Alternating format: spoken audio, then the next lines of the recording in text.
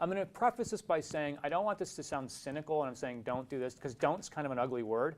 But there are mistakes I think people make. So let's treat the don'ts with the appropriate sense of humor. And I'll tell you that I know some of these things that you shouldn't do because I've done them and I've learned from my mistakes. And so when I go through this, it'll be with my own humility for the mistakes I've made. Number one is don't apologize for asking people for support. Too many times I see young social entrepreneurs who will apologize to the person in the room for asking for help.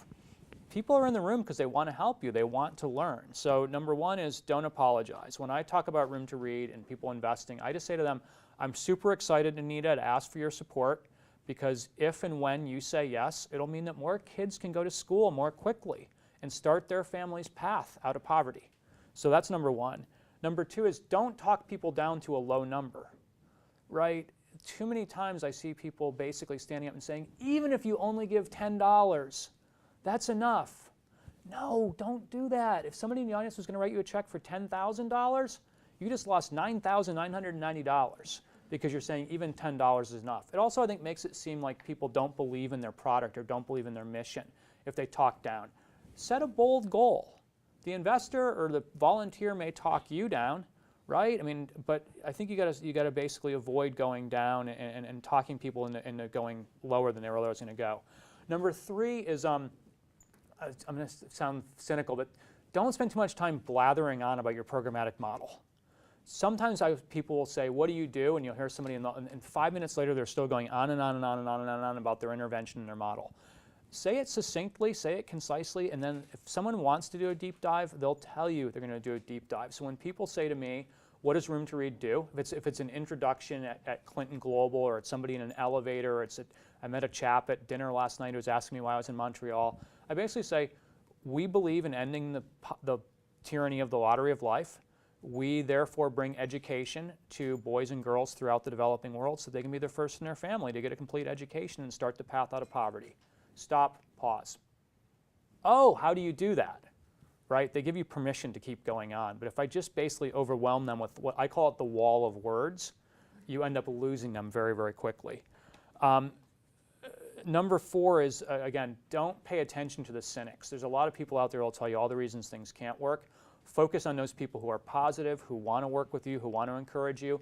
There's a famous essay from one of my favorite writers, Seth Godin, where he talks about vampires. But what he's talking about are the energy vampires. Right? We all know what the energy vampire is. It's a person who just sucks the energy out of the room or sucks the energy out of you because they're cynical or they're jealous of what you're doing. So we gotta kill the vampires, basically. Slay the energy vampires. Number five, don't assume you're the only cause your investor or your volunteer cares about. Many people who are philanthropists have 3 or 4 things they love to do, and I think sometimes our conversations are too one way. So what we should be doing is to say, Anita, in addition to funding Room to Read girls' education projects, what else are you passionate about? What are you doing? And engage in that conversation. Number 6 is pretty simple. Don't beat around the bush. People are busy. People have short attention spans. If you're in a meeting for a reason, state that reason up front. I had a nice sushi lunch in New York yesterday with an old friend who's also a chapter leader who's now in private equity. We sat down to lunch. He said, in your mail you telegraphed that you're in New York because you're continuing to build out your New York board. How's that going? And I said to him, it's going well, but let's be clear, it's not going to go as well as it needs to go until you and your wife decide to join our New York board. And that's why I wanted to have lunch with you. And he kind of looked at me, and I don't think he's in private equity, but I'm still not sure he's used to somebody being that blunt. But I just wanted to get it out there that this is what we are here to talk about, and now let's have that conversation. And thankfully, the conversation went well. Number 7 on the don't list is don't talk in first person singular. I did this, I did that, I've opened this number of schools, I've saved this many number of children's lives. We, us, the global team. Too many times people talk, and I've made this mistake myself, of talking in first person singular. You need to always talk, I think, in first person plural. We have done this, we have accomplished this. Number 8, don't speak in acronyms.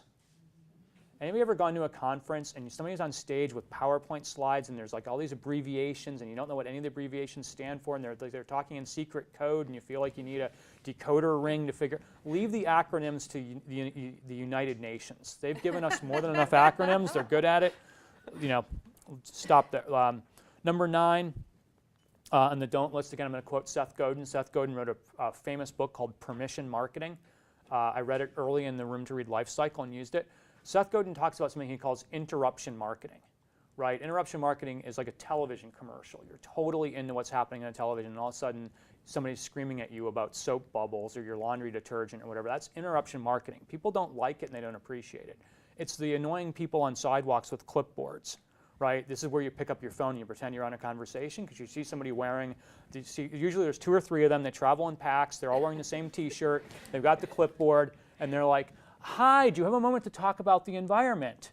And I'm always like, what part of me walking fast with my head down with my late for lunch look on my face or my lunch meeting do you not understand? No, I do not have time to be interrupted to talk about this issue. I apologize, but I just don't like interruption marketing. I think it's obnoxious. Tell people what you do, invite them to come to a convening or a lunch or something like that, and then have them give you the permission that they want to talk to you as opposed to just tackling them on the street to try to sell them on your cause. And then finally, the 10th one is don't be over-reliant on any one funder. It's a danger for organizations if any one funder withdrawing their support can cause them to have to start laying people off, canceling projects, changing their model. Room to Read, I'm very proud of the fact that our global team will hit, inshallah, $50 million this year. But what I will say is no single funder is larger than 2% of our total donation base. So we can never be in a situation where one funder withdrawing is going to bring the organization down. A lot of work to get there to have that many large funders, but the nice thing about it is we're diversified. We're also diversified. We're about 60% individual, about 30% corporate, and about 10% foundation. So we want to have a 3-legged stool. Right now it's kind of like a 2.5-legged stool. And then geographically we're 50% North America, about 20% Europe, and about 30% developed Asia. So that's a nice hedge for us that we're collecting. If one economy goes into recession, it ideally should not affect us too much because we have a lot of other fundraising events and chapters in different cities and countries around the world.